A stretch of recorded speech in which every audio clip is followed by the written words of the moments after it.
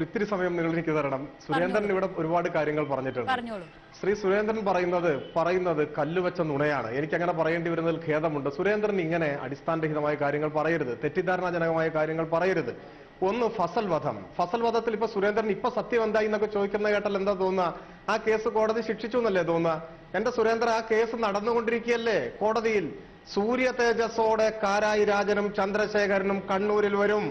അവരുടെ നിരപരാധിത്വം തെളിയിക്കും. എനിക്ക് ഉറപ്പുണ്ട്, ഒരു കോടതിക്കും അവരെ ശിക്ഷിക്കാനാവില്ല, ഒരു തെളിവുമില്ല. CBI രാഷ്ട്രീയ പകപോക്കൽ നടക്കുകയാണ്. ഇപ്പൊ കേസ് നടക്കുകയല്ലേ. ബഹുമാനപ്പെട്ട സുരേന്ദ്ര, ദയവ് ചെയ്ത് ആ കേസിന്റെ വിധി വരുന്നവരെ ഒന്ന് ക്ഷമിക്ക്. വിധി വന്നിട്ട് പറ, നമ്മളെ രണ്ടാളെയും ചർച്ചയ്ക്ക് വിളിക്ക്. വിധി വന്നിട്ട് പറ. എനിക്ക് നല്ല ബോധ്യമുണ്ട്. ആ കേസ് ഞാൻ പഠിച്ചിട്ടുണ്ട്. ആ കേസിൽ ഒരു തെളിവില്ല.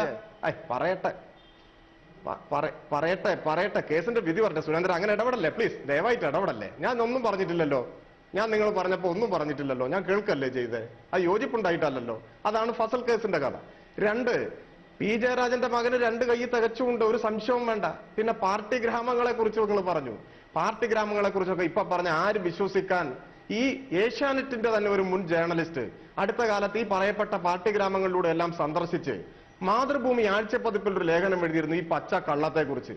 കണ്ണൂര് നമുക്കറിയാത്ത രാജ്യ ഇലക്ഷന് വോട്ട് ചെയ്യുമ്പോൾ കള്ളവോട്ടിനെ സംബന്ധിച്ച് എത്ര കാലമായി ആവർത്തിക്കുന്നു.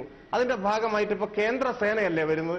കേന്ദ്രസേനയുടെ നിരീക്ഷണത്തിലല്ലേ എല്ലാ ബൂത്തിലും TV പകർത്തുകയല്ലേ, ക്യാമറയിൽ പകർത്തുകയല്ലേ ചെയ്യുന്നത്.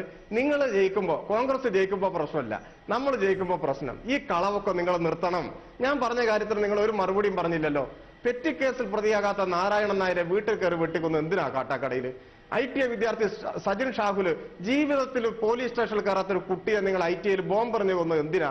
ഇങ്ങനെ ഒരു ഡസൻ കൊലപാതകം. വിഷുവിനല്ലേ സുരേന്ദ്ര കൊല്ലത്ത് ശ്രീരാജിനെ കൊന്ന്? വിഷു ദിവസത്തിൽ, തിരുവോണത്തിനല്ലേ ഈ പറയുന്ന P. ജയരാജനെ വെട്ടിക്കൊല്ലാൻ ശ്രമിച്ച് കഷണങ്ങളായി മുറുക്കി? ആ കേസിലല്ലേ ഇപ്പൊ കൊല്ലപ്പെട്ടയാളെ കോടതി ശിക്ഷിച്ചത്? അപ്പൊ നിങ്ങളുടെ കൈകൾ ശുദ്ധമാണെന്നാണോ പറയുന്നത്? നിങ്ങൾ ആയുധം താഴെ വെക്ക്, എല്ലാവരും ആയുധം താഴെ വെക്ക്.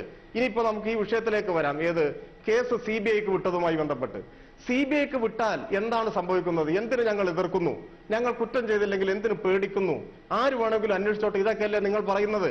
കുറ്റം ചെയ്തുകൊണ്ടല്ല, പേടി ഉള്ളത് കൊണ്ടല്ല. എന്താ പ്രശ്നം?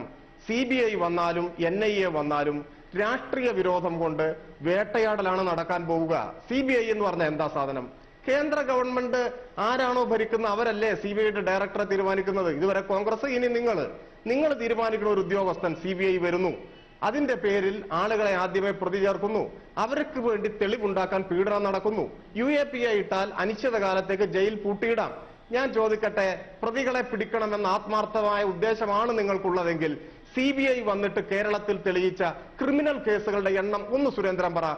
പാനൂർ സോമൻ വധക്കേസാണ് ആദ്യം കേരളത്തിൽ വന്ന് തെളിയിച്ചോ? പോളക്കുളം കേസ് തെളിയിച്ചോ? തിരൂർ സുജാത വധക്കേസ് തെളിയിച്ചോ? പനയാൽ നാരായണൻ നായർ വധക്കേസ് തെളിയിച്ചോ? മടിക്കൈ നാരായണൻ നായർ വധക്കേസ് തെളിയിച്ചോ? BJP ചോദിക്കുകയാണ് ഇപ്പോ